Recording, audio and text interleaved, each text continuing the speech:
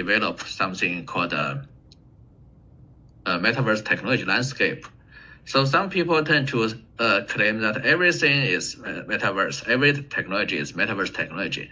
I'm not in favor of that, because in that, if you are doing that, you would look like you are claiming that the entire ICT industry or the entire ICT technologies are Metaverse technologies, which does not really make much sense. So I'd like to divide them into supportive technologies and core technologies. Supportive technologies include those general purpose technologies such as computation, storage, communications, data and intelligence.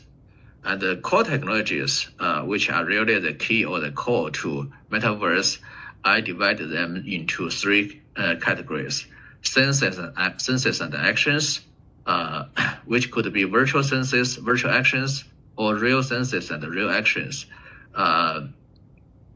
based on sensors and actuators, and based on brain-machine interface, or body-machine interface, or programming interface, to feed the input and get an output from either human or creature, or NPC and AI, or other machines.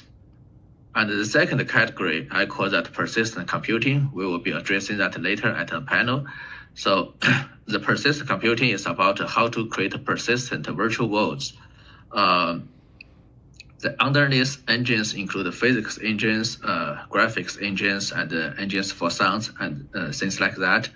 And then we will have modeling, designing, and digital content creation technologies such as PGC, professional generated content, and UGC, user generated content, and artificial intelligence plus PGC, and artificial intelligence plus UGC, and artificial intelligence generated content, and also digital twin generated content, to support virtual map, virtual scenes, virtual objects, and virtual characters. And lastly, we have an optional component, which I call that digital finance and economy, including digital assets, which most of them would be virtual assets, but there could be other digital assets such as IP in the digital world. And they may or may not be based on decentralization, and the decentralization may or may not be based on blockchain. So that's my view of the Metaverse technology landscape. With that being said, I would like to emphasize that it's not too easy to implement that, especially in terms of how to create a true metaverse, a metaverse that is indistinguishable from our current universe. So I have some grand challenges identified. The first one is about virtual senses and actions. This is my favorite example. We know that we have been talking about using XR technologies to simulate your sight, hearing, smell, and taste, and other kinds of senses.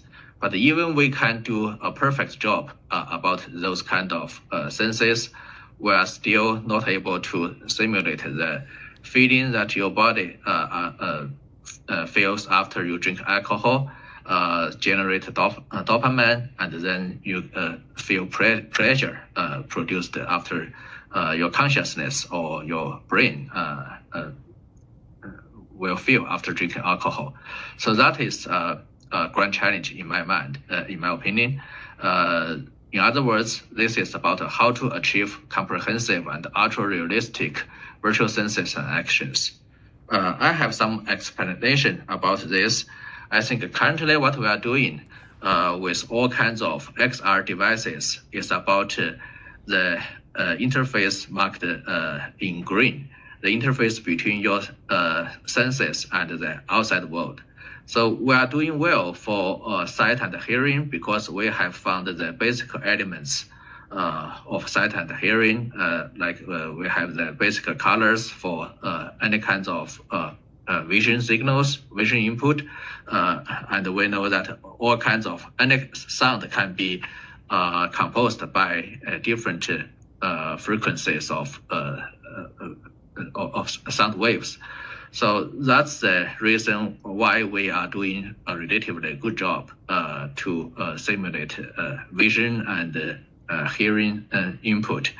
But for other kinds of senses, such as touch, we have no idea what the basic elements are, what the basic building blocks are. And so do the smell and the taste. We have no idea what are their basic elements that we can use as building blocks to simulate all kinds of input.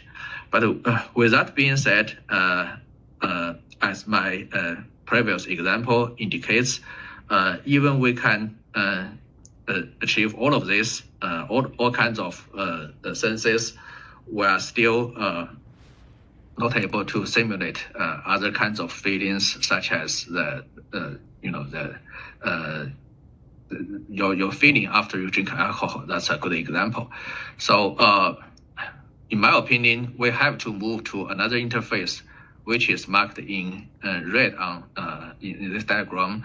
The interface between your consciousness and your senses, which means we need a brain-machine interface. Those input directly feed into your consciousness. That's the ultimate solution. But with that being said, we have a long way to go, because currently all of our solutions are still based on wearing wearable headsets and devices, which are, I can call them a body-machine interface, but they are not supposed to work as the brain-machine interface, what the brain-machine interface could provide. So that's the first grand challenge. The next one is